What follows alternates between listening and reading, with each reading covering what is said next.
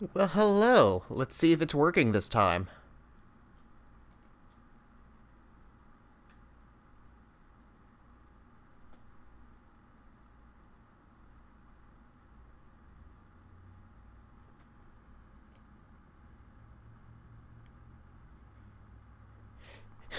Can you actually hear me? I know, right?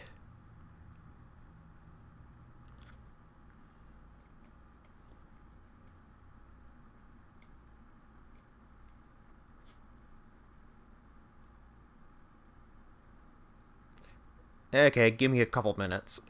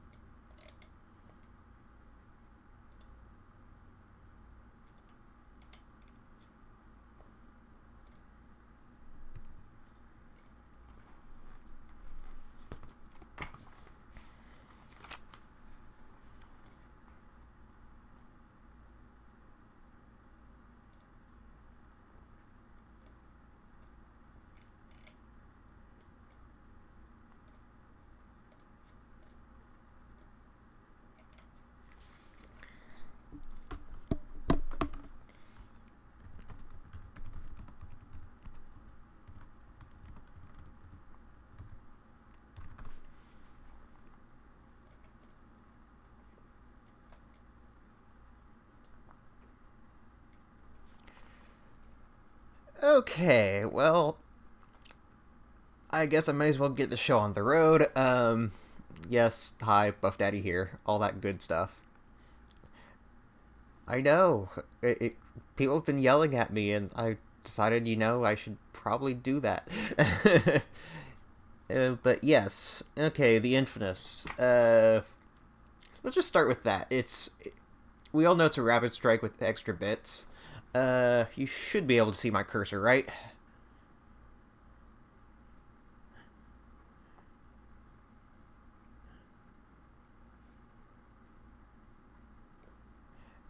Let me check. Source, da da da da.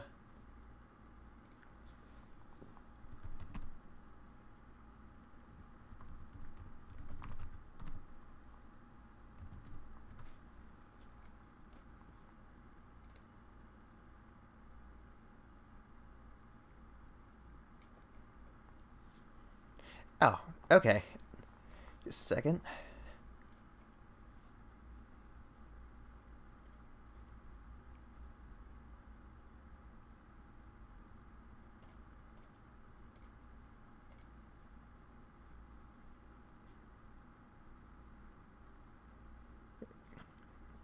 There should be a option for getting rid of that, so it's only...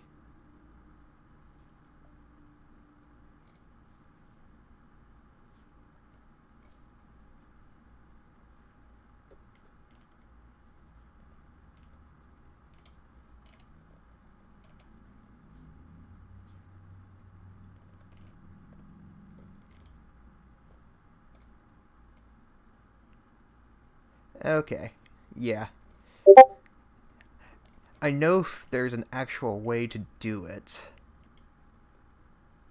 But anyway.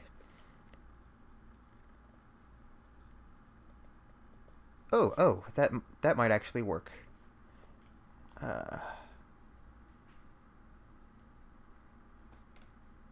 Let's try that. Yes, we're about to do Inception again. Just give me a little bit. Okay.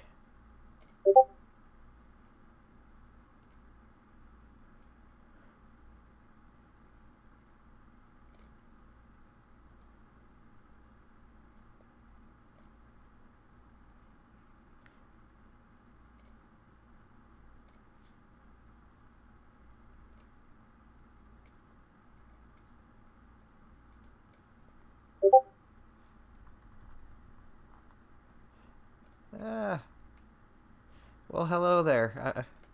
I'm trying to figure out a good way to...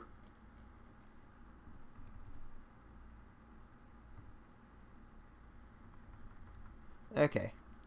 I'm just not going to mess with that and try to describe things as best as possible, since I can't figure out how to do just the mouse. And without the display doing its funky thing. Or, instead of doing that, here, why don't I just make it easy and go directly to the images. Okay, we'll just do it like that. And I'll just use my phone to check comments. Okay, that's the workaround we'll use for now. Anyway, I believe everyone can see cursor now. Okay, Infinus. It's a rapid strike with extra bits. Mag goes in here. Rev trigger, firing trigger, dart conveyor, which is actually 2 sets of wheels. It's not a conveyor belt. And what I've termed the dart guillotine that shoves it down into the magazine. And back here is the board that does all the computing. And, it's a flywheeler. You can figure the rest of that out for yourself. It's still standard rapid strike, 3 switches for rev trigger, firing trigger, and, the third trigger on the plate for sensing the motion of the pusher arm. And people were asking about the 2 switches up front. There is a reason for that. The top switch here is the normal safety for inserting the mag, and also when you insert the mag, it goes through and does an automatic motion with the dart guillotine to make sure it's anything that might be in the top of the magazine well, like a spare dart or something, because you did something wrong, gets loaded down in before you try to fire anything. The important thing on the bottom is on the 30 round drum there is a slot that lines up with this. So it's normally open, and when it does, when the 30 round drum is in place, the blaster will know that, and say you're loading the drum from empty, when you stick in that 30th dart in, it will automatically stop. It counts physically up to 30.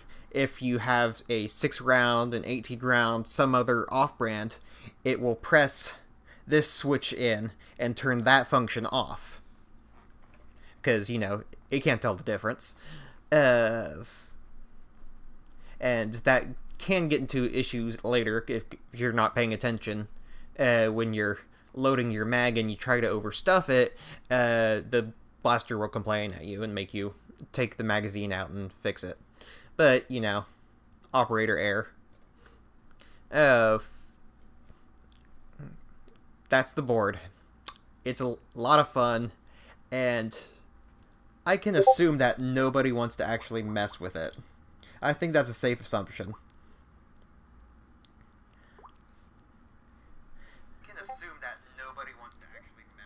Turn off my sound. I don't want my phone repeating everything in an endless loop.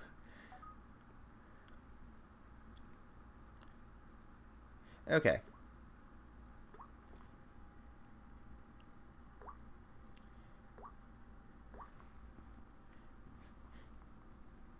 Good, that works.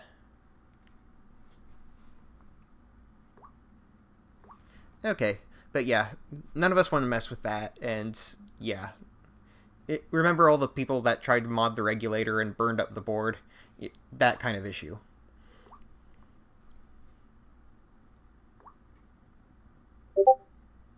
Oh, hey Boomtendo. So yeah, there's the bottom of it, just in case you really wanted to look at it. And every switch, every motor, everything goes back to the board. So the blaster and the loader and everything is fully integrated, including the safeties. If you try to feed a dart and you press the trigger to fire, depending on where the dart is, it'll stop the dart in its tracks before loading, fire, finish the firing motion, and then cut off firing until it loads the dart back in. There's a couple interesting safeties, all depending on where the dart exactly is in motion. Short darts... Here's the thing. We'll get to that in a second. Okay. You have the shell open. If you want to do anything, the cage, you can see the screws are already removed. That is self-explanatory. There's nothing preventing you from removing the cage right off the bat. And then you have wires all sticking up through here. By the way, if you're looking at the wiring, the two gray wires are the positive and the red is the common, going back to the board. Anyway, this side of the magwell, it has a couple little springy tabs. You'll see those in a second. Up here is the button for the jam door, so that when you open it, it goes, "Ah, what are you doing?" And then down here, if we remove it and flip it over, okay, you can see these two little springy tabs. There's some on the black piece too. Figures I didn't bring a picture. Okay. Or it might be later. But yeah, the reason those are there is the dart gets loaded in at an angle. You see the two sets of wheels here. They're spaced wide enough. I'm not sure you can actually load a short dart in. It would just go past the first set of wheels and then just stay here. So, yeah. And you have to travel this full length. That's the big issue with trying to make this use short darts. I mean, if you're ignoring the loader completely, then yes, I guess you could extend the pusher and do it that way. But, I mean, that defeats the point of buying a Infinus. But yes, okay. Back to this. Here's the dart guillotine. This is the switch that it sits at, and then when it goes down and comes back up, makes a complete motion. You know, kind of like how the Stampede plunger tube does its back and forth, and has a switch that determines that it came back to its resting position. Same concept. It's just in this case, if the switch isn't reactivated within a certain period of time, because, you know, it's trying to push into a mag that you've overstuffed or something like that, it'll automatically shut off the motor, retract it, and then start blinking red because you done screwed up. Looking what other switches are in here. This long lever right here presses against this tiny switch, and that is important for loading the dart, because you have once the dart gets over here, pressing that turns off this, turns on this, and then makes a complete motion. That becomes important because, say for some reason you load two darts real quick one after the other, when the first dart hits that, it'll cut this off with the dart still pressing the button in the back, because it relight, or even if it's not, I should say, the fact that you were doing that means that it'll register that there's a dart present. So it'll do this motion, come back up, then this will start up again, load the second dart. So really, at least in theory, it's really hard to jam up this mechanism unless you're doing something horribly wrong. It's really well done, and it's just two of the stock 130 motors. There you can see the bottom of the dart funnel.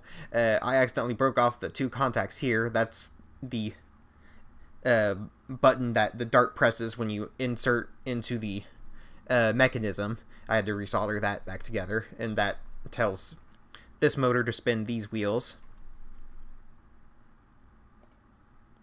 And there's the bottom of it, you know, typical motor mount.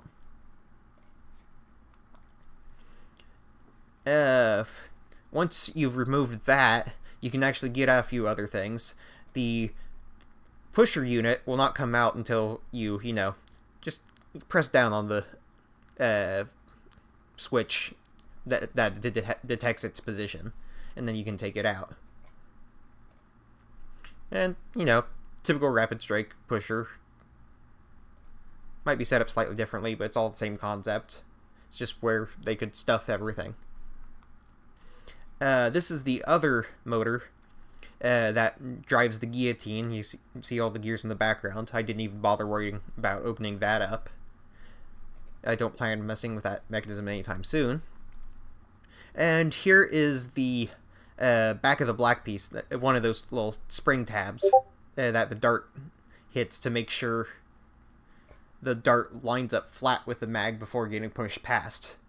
And if you see here, that is actually part of an LED, infrared LED and detector system. Let's go back real quick. Its partner is right here, and that gets used for determining whether your magazine is empty. Due to its position, I'm not sure you could do select fire with it, or if that was ever in the plans. But I mean, it leaves open that question of, you know, could they have done it, or was there room on the board? And here we get to playing around. Yes, this is a giant cluster of crap that I threw together just because I was testing stuff. This is the part where I talk about what I see for potential for modifying this. Obviously, you can remove a bunch of the switches, remove them from their connection with the board, and just run the blaster itself not attached to anything. I'm not sure how all the board will react to that. I'm assuming it will just decide, hey, I can't send a signal somewhere, I just assume something's wrong. But, you know, assuming best case scenario, it just means that the blaster and the dart thing won't line up, so, you know, some little kid that grabs it and tries to load darts while they're firing is going to have a bad time. Tried loading boom code darts at it. No. I haven't progressed that far printing one of those adapters yet. Or buying one. Anyway, since I don't plan on messing with the board itself, but I want performance out of it, I went with the option of reducing the motor loop to a trigger for everything else. I took the gray positive leads. They feed into back here. Sorry, if I can actually line it up where it hits on the board. Lined up, goes through a 1000 ohm resistor, and then goes up to the bottom of a PC817, I want to say, but an opto isolator. Basically, it's another infrared LED and phototransistor pair that's used for isolating circuits. So, you know, you can signal a completely different circuit from the one you're using in case voltages are different, you know, that sort of thing. So I've actually ended up doing the same thing, did a homemade version with parts from Radio Shack, you know, back when it was a thing. Did that on my Terror Scout, and, you know, at that point I was kind of oblivious to electronics in general, but, you know, it worked. So I figured, why not try the actual thing and solder in place here. So anyway, back to the point. That triggers the LED and phototransistor combo in here, and then the transistor up here gets hooked into the gate pin on a MOSFET, and that ends up opening up power to the motors. So I have the board running at 6 volts. I went ahead and threw in a voltage regulator to take the 2S down to 6 volts, because I really don't feel like messing with anything blowing up.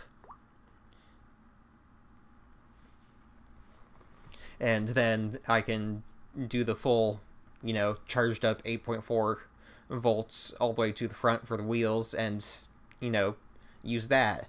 And the side benefit of that is since I'm not sending a bunch of current through the board, you know, yay, everything's still hooked up. I could still use all the correct safeties and circuits as intended.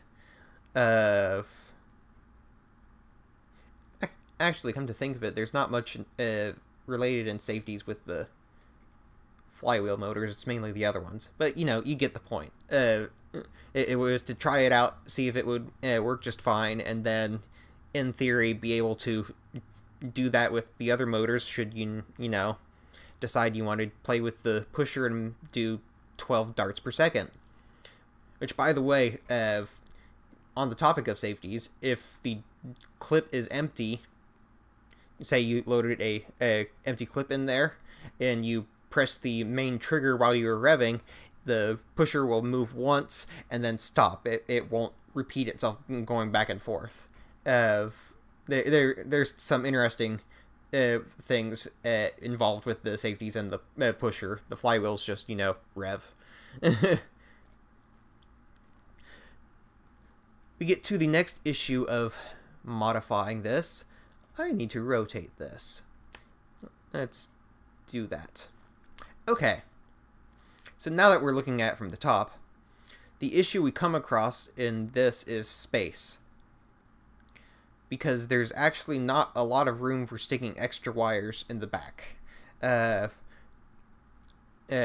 If you try run wires up along here with some of the other thin wiring, you get to the point of possibly stuffing too much in there.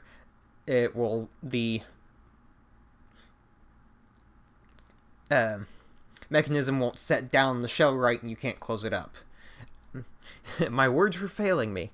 Yeah, there's a couple channels you can do along here and then drop down underneath, which is what I ended up doing. I was tempted to physically glue all this stuff in place, but I decided I really don't feel like something coming loose by accident and possibly knocking, rubbing up against the flywheels. That just sounds like a bad time. It shouldn't, but, you know, plan for the worst. But yeah, there's room along here for like a couple of these wires going back, and really not much else. You could try weaving diagonally underneath things, but it just gets complicated. So really the only hope for massive electronics is either some wire channel along the outside. You know, if someone can print something nice and pretty that looks somewhat in place, so you can have all the electronics in the giant open space up front, or just, you know, stuffing a bunch of stuff around in the stock, because if you're using a smaller LiPo, you still have a bunch of open room. One unfortunate thing, the side of the shell, when it gets back to here, dips down for some reason, and then back up. That whole angular look has the unfortunate side effect of making it so that the motor tabs crash into the wall, basically, if you try to install them. Install aftermarket motors. Stock motors have the tabs at the top of the motor mounted on off to the sides, so it's not an issue for them. But for all of our aftermarket stuff, it's sticking right into where the plastic is. So if you're installing any sort of motor, 130, 180, whatever, you're gonna have to cut stuff. And in this case, I didn't have to cut too much out, but 130, 180, you'd have to cut out a little more down here to do that, and then, you know, have the giant bell kind of motor cover. I'll print something up, or just, you know, throw some kind of plastic over there, because I want to try this out at the next HVZ game. Expose things, not usually a good idea.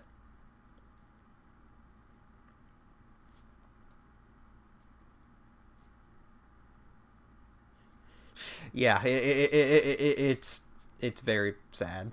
I mean, obviously, this isn't something they had with people modifying the blaster in mind, but oh, so that's the end of that.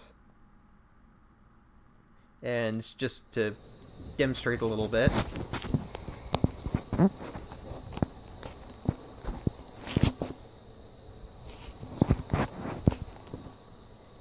as I figure out, video I took earlier trying to hold things with my hold my phone under my chin, but yeah, that's the button for inserting a mag.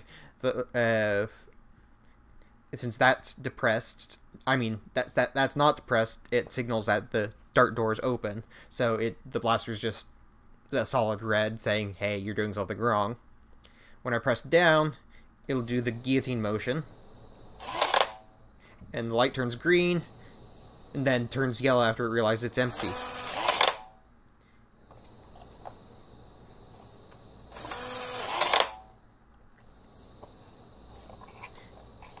I kind of unsuccessfully do...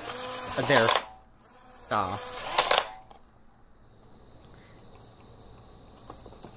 Yeah, okay, yeah, I completely fail at trying to stuff 2 darts in sequence. But yeah, it would, once the first dart got here, it would hold this in place, load this, and then start this up again. Thinking what else there is in terms of the mechanism that I might be leaving out. This orange tab right here is just a physical lock for the main trigger if you don't have a magazine inserted. I missed that. And I actually don't think there's anything else. Let me go back to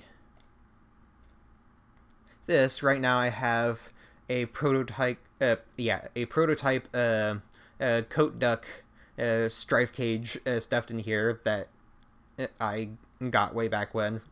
It's 43mm with cyclone wheels. I have fangs revamped stuffed in there, so it's nice, beautiful spin up. I haven't done anything to the rest of the blaster. I only did this to test out whether you could do what I was thinking correctly, and then I'm fine with 3 or 4 darts per second. When I'm doing HVZ, I almost always use semi-auto. Even on my full auto stuff, like the Nemesis, it's running on 3S, but I have the pusher conveyor belt slowed down, so you can actually still do single shots with it.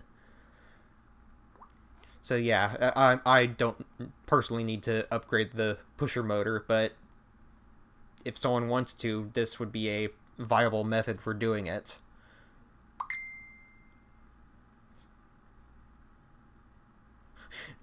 Talk about how my channel is far superior to Alice's.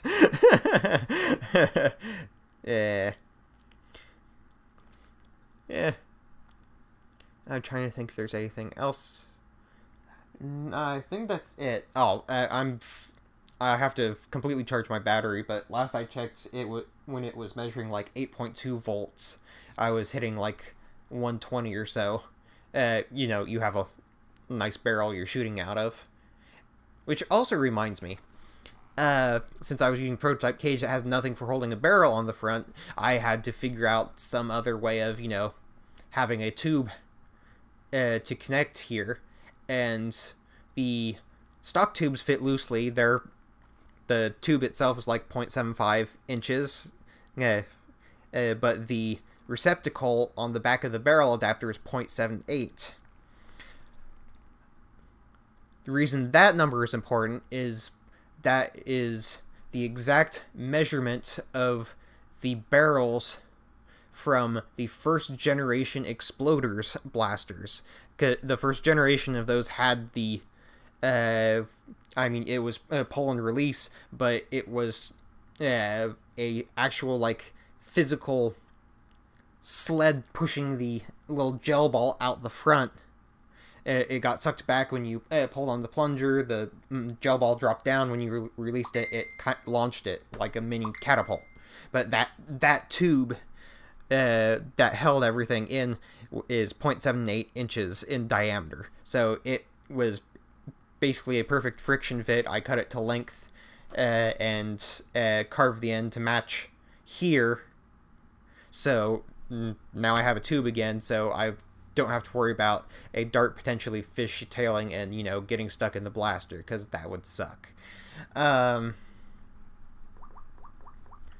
I think that actually is the last thing, so I'm gonna just call it opinion on something.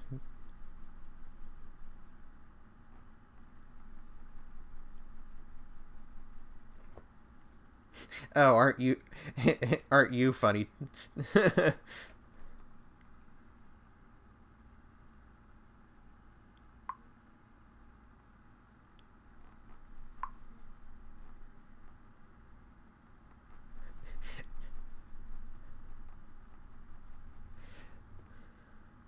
Sorry.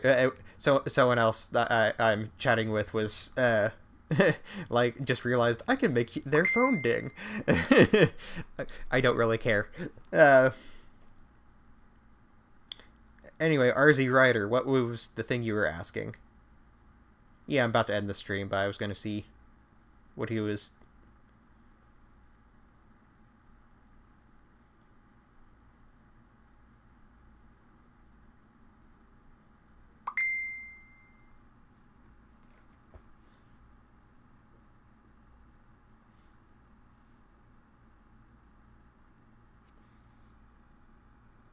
Okay, I guess I'll just end it there. If RZ Ryder wants to ask me something, he can do it in chat.